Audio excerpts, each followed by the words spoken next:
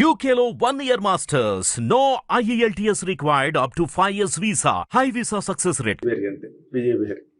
కానీ ఇటీవల రోజుల్లో ఇప్పుడు మన ఈ మధ్య నడుస్తున్న ఈ హైడ్రామా ఏదైతే ఉందో దాని మీద మీ తాలూకా ఒపీనియన్ ఏంటి సార్? అంటే డెఫినెట్ గా వాటిని ట్యాంక్స్ అన్ని కూడా ప్రొటెక్ట్ చేయాల్సిన అవసరం ఉందండి. వాటి రోజున ఏంటంటే మనకి ప్లానింగ్ లేకుండా సిటీలు పెరిగిపోయినాయి. ఇప్పుడు చాలా చోట్ల హైటెక్ సిటీలు కట్టేటప్పటికి ఇక్కడ రోడ్లు కూడా లేవు. అప్పుడు వేసారు, రోడ్లు వేసారు, బాగానే ఉంది.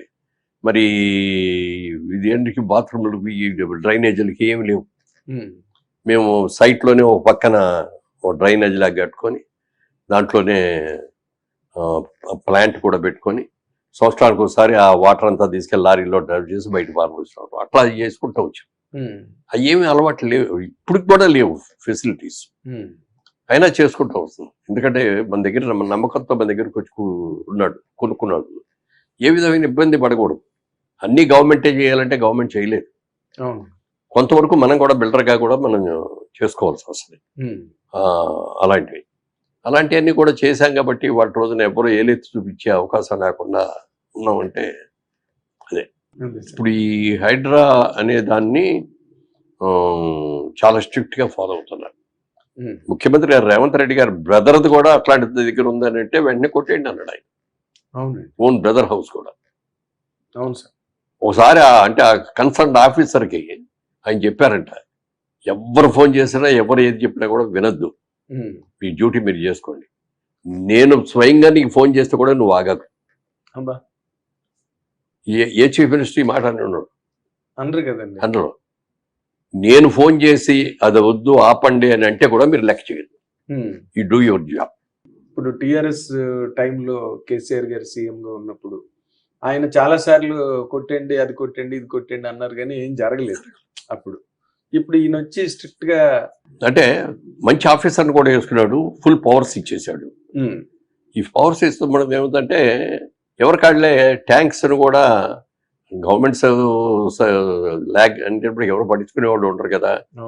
రాత్రి ఓవర్ నైట్ రాత్రిపూట తీసుకెళ్ళటం, అవన్నీ ఫిల్ చేసేయటం, ఆక్యుపై చేసేసుకోవడం, ఇట్లాంటివి చాలా చేశారు. దాని మూలంగా అసలు ఈ ప్రాబ్లం అసలు హైదరాబాద్ లో వరదలు అంటే అసలు ఆశ్చర్యంగా ఉంటుంది అనమాట. హైదరాబాద్ లో వరదలేండి అని. అందులో పైగానేమో ఎలివేషన్స్ ఎక్కువ కదా, హైట్స్ రౌండ్స్, ఎక్కడ వర్షం పడినా అట్లా వెళ్ళిపోద్ది వాటర్ ప్రవహించేస్తుంది. కానీ వాళ్ళ రోజున హైదరాబాద్ లో కూడా వరదలు వస్తున్నాయంటే అదే కారణం. అంటే ఈ రోజు రేవంత్ రెడ్డి గారు అంటున్న మాట కాదండి, ఆయన టీడీపీలో ఉన్న రోజుల్లో కూడా ఒకసారి ఇది అసెంబ్లీలో దీన్ని ఆయన ప్రస్తావించారు.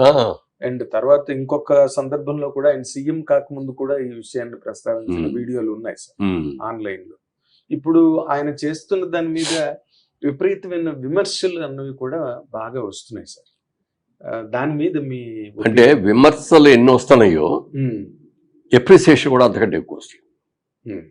ఇప్పుడు ముఖ్యంగా అంటే ఆయన సెలబ్రిటీస్ పెద్ద ఇంపార్టెంట్ ప్రామినెంట్ ఎవరైనా కూడా మీరు కేర్ చేయొద్దని ఆయన ప్రెస్ మీట్ లో చెప్పారు. ఇప్పుడు మన సినిమా ఇండస్ట్రీ వరకు గనక మనం అబ్జర్వ్ చేస్తే నాగార్జున గారి దెన్ కన్వెన్షన్ కూల్చడం అది కరెక్ట్ కాదని నాగార్జున గారు దాని మీద ట్విట్టర్ లో పోస్ట్ చేయడం గట్రా జరిగింది సార్. దాని పట్ల మీ తాలూకా యాంగిల్ ఆఫ్ అంటే దాని గురించి నేను పెద్దగా చెప్పలేనండి. చెరువు అది ఉంది, బట్ ఇది వాళ్ళ ల్యాండ్ గా మాత్రం అది పట్టా ల్యాండ్, అందులో డౌట్ లేదు. ఓకే, ల్యాండ్ పట్టా ల్యాండే కొనుక్కున్నారు ఆయన. గతంలో ఉన్న రాజశేఖర రెడ్డి గారు ఉన్నప్పుడు కానీ, కేసీఆర్ గారు ఉన్నప్పుడు కానీ, కేటీఆర్ గారు కానీ వాళ్ళందరూ కూడా హెల్ప్ చేశారు, కాదని అంటలా. కాకపోతే ఏంటంటే అక్కడ ఇవన్నీ అవటం మూలంగా ఎక్కడెక్కడ కన్స్ట్రక్షన్ రావటం మూలంగా చెరువుల్లోకి నీళ్లు వెళ్ళట్లేదు, రోడ్ల మీదకి వచ్చేస్తున్నాయి అనే దాని మీద తీసుకున్నారు ఇది. ఓకే, ఇప్పుడు విజయవాడ మనం తీసుకుంటే అక్కడ ఎప్పుడూ లేనన్ని వరదలు, అసలు దారుణంగా అంతా పోయే పరిస్థితి. జగన్మోహన్ రెడ్డి గారేమో ఇదంతా బుడమేరు దాని గురించి, అన్నమయ్య గేట్ గురించి, ఇది మ్యాన్ మేడ్ డిజాస్టర్ అని చెప్పి. అదే చాలా తెలివి తక్కువ మాట అది. ఎవరైనా కావాలని చేస్తారంటే చేయగలరా? వరదలు తెప్పించగలరా? వర్షాలే పట్టలేదు అనుకునే వాళ్ళకి వరదలు తెప్పించగలరా? అదే మరి రాత్రిపూట తెల్లవారుదామని 3 దాకా 4 దాకా చంద్రబాబు నాయుడు గారు తిరుగుతానే చూస్తానే ఉన్నాడంటే అది గొప్ప విషయం అండి. చాలా గొప్ప విషయం సార్, చాలా గొప్ప విషయం. ఆయన అంతకుముందు కూడా వైజాగ్ లో మీకు గుర్తుంటే హుడ్ వచ్చినప్పుడు కూడా ఆయన అక్కడే అక్కడే ఉండి వైజాగ్ లోనే అదే ఆయన వ్యాన్ లోనే ఆఫీసు, వ్యాన్ లోనే కూర్చుని ఉన్నాడు. ఇప్పుడు దీనికి కూడా నిన్న కొన్ని ఏరియాలు వెళ్ళటానికి స్కోప్ లేకపోతే ఆ జేసీపీ ఉంటుంది కదా, అవును జేసీపీ మీద కూర్చొని ట్రావెల్ చేశాడు 4 hours 5 hours. అంత రిస్క్ కదండి లైఫ్ కి నిజంగా. అంటే